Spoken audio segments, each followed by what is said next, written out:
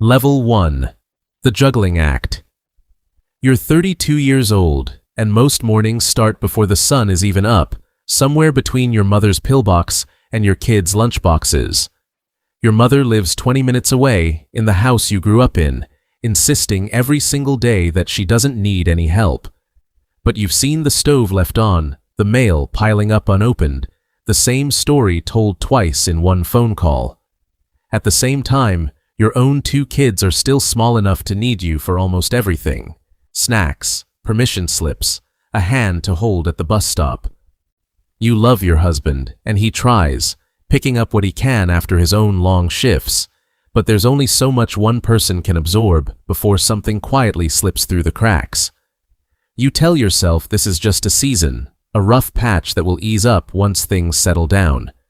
You don't know yet that for people like you, caught in the middle of 2 generations that need you at once, the season almost never really ends.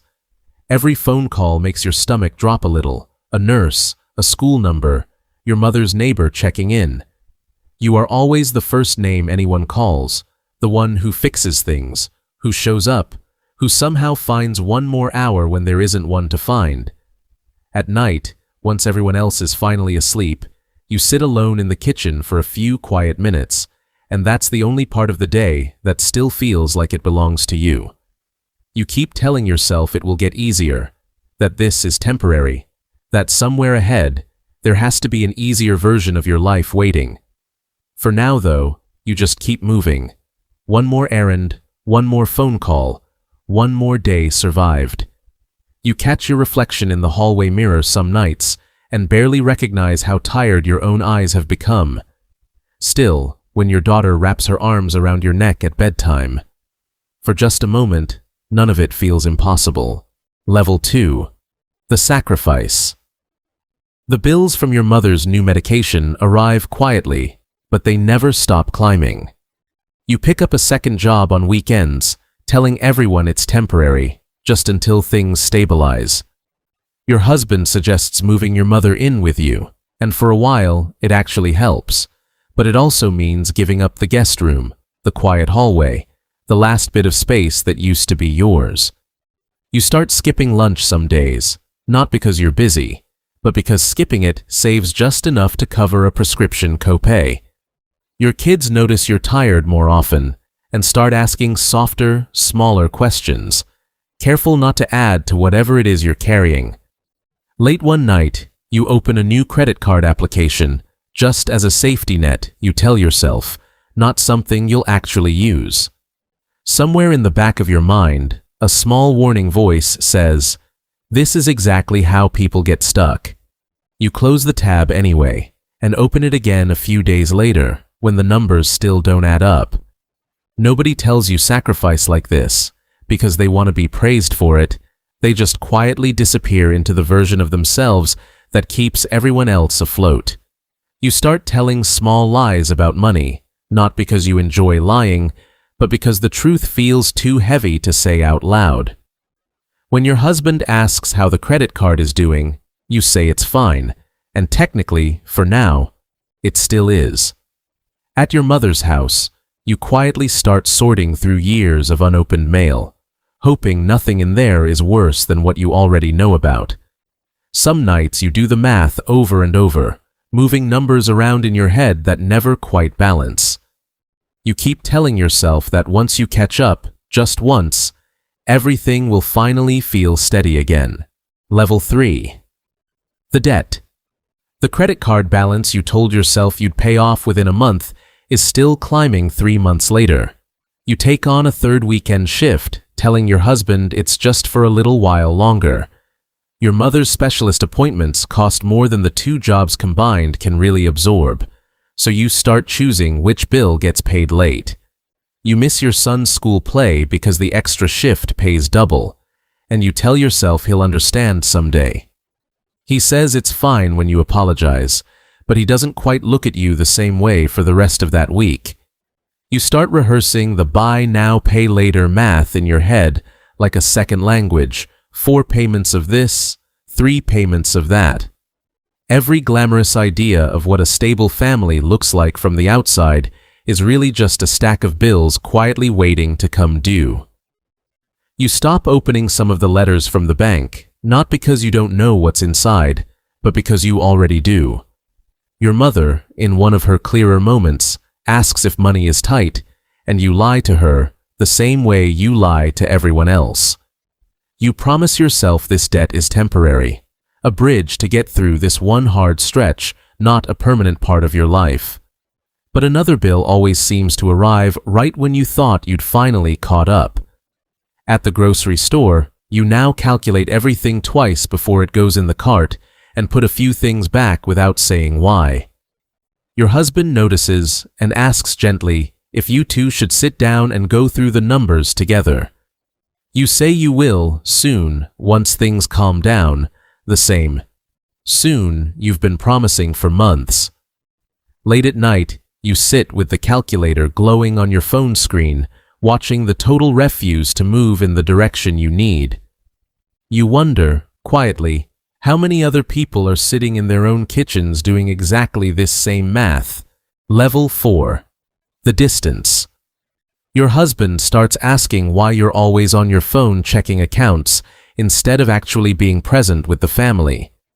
You snap back that someone has to keep track of things, and immediately regret how sharp your voice sounded. Dinner some nights is quiet in a way that didn't used to feel normal, everyone eating a little faster than they need to. Your daughter mentions almost as an afterthought that you've missed her last 3 soccer games in a row. You promise you'll be at the next one, and mean it completely, right up until another shift gets offered that you can't afford to turn down. Your mother asks, more than once now, why you visit less than you used to, and you don't have an answer that doesn't sound like an excuse.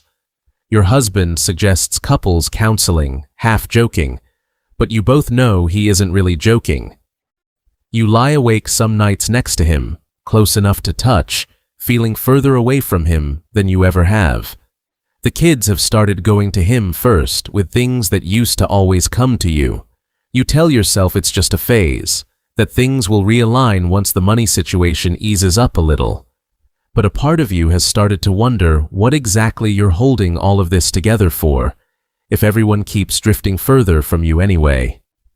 One evening, your son asks quietly if you're mad at him, and it breaks something in your chest that he'd even think that. You hold him a little longer than usual that night, and don't trust your voice enough to say anything back. Your husband finds you crying quietly in the laundry room later, not because of any one thing, but because of all of it at once. He doesn't say much, he just sits down on the floor next to you. And for a while, that's enough. Level 5. The breaking point. Your body starts sending warnings you keep choosing to ignore. A constant headache, a back that never fully unclenches, a tiredness that sleep doesn't fix anymore. At work, you catch yourself staring at your screen for minutes at a time without actually reading a single word. Your doctor tells you your blood pressure is higher than it should be for someone your age and asks how you're managing your stress. You laugh a little and say you're managing fine because saying anything else feels like admitting you're failing. One afternoon, you forget to pick up your daughter from school entirely, your mind so full there simply wasn't room for it. She waits for 45 minutes before a teacher finally reaches you, and the shame of that moment sits in your stomach for days. Your mother's condition takes a small turn for the worse, and suddenly there are new appointments, new medications, new numbers to somehow find room for. You start snapping at the people who least deserve it, and apologizing later in a voice that sounds tired even to your own ears.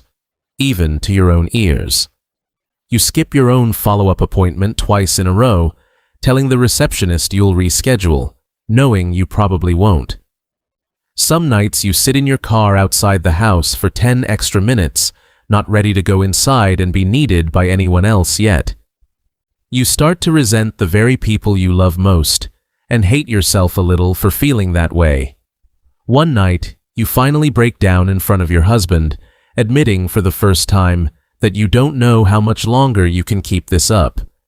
He holds you while you cry, and for once doesn't try to immediately fix anything. he just lets you fall apart for a minute.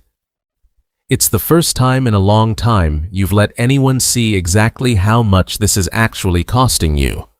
Something in you knows this can't continue exactly the way it has been, but you still don't know what else to do instead. Level 6. The Reckoning. The morning after breaking down in front of your husband, something in you feels strangely clearer, even though nothing has actually changed yet. You finally sit down together and go through every bill, every debt, every number you've been avoiding for months. It's uncomfortable and a little humiliating, but for the first time it also feels like actual solid ground instead of guessing. You call your mother's doctor and ask, out loud, about local caregiver support programs you didn't even know existed. A social worker mentions respite care, a few hours a week where someone else steps in, and you almost cry with relief just hearing it's possible. You and your husband sit down and actually divide the load on paper, who handles what, instead of assuming the other one will simply notice and step in. You start saying no to extra shifts you truly cannot afford to take, even when the money would help, because your body simply can't keep paying that price. Your daughter's next soccer game, you're actually there, on the sideline, cheering loud enough to embarrass her a little. It's a small thing, but the way she looks for you in the crowd and finds you there means more than you expected. You consolidate the debt into one manageable payment plan, and for the first time in over a year, the number actually starts moving downward. Your mother, on one of her good days, tells you she's noticed you seem lighter lately and asks what changed. You tell her the truth, that you finally asked for help instead of trying to carry everything completely alone. It doesn't fix everything overnight. There are still hard days, still tight weeks, still moments you want to disappear. But for the first time in years, you feel like you're steering this life instead of just barely surviving it. Level 7. The Balance.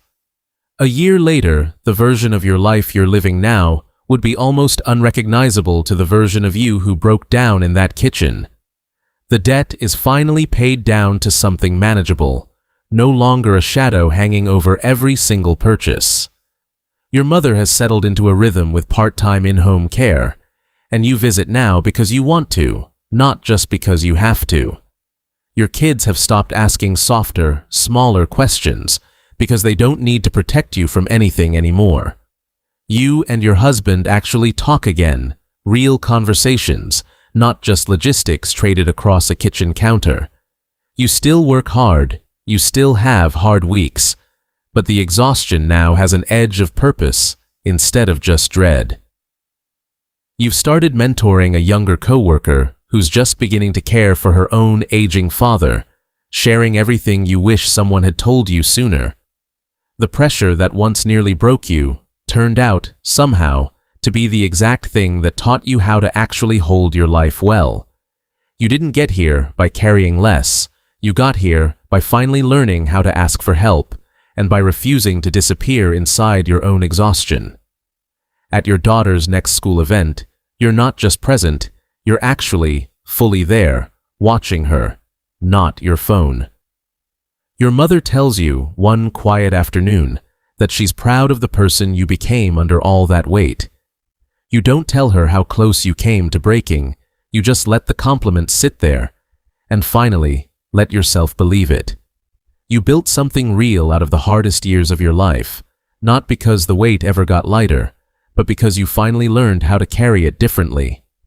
For the first time in years, you fall asleep some nights without running the numbers in your head, and it feels like its own kind of victory. You sit on the back porch one evening, watching your kids play in the yard while your mother naps in the room you built for her.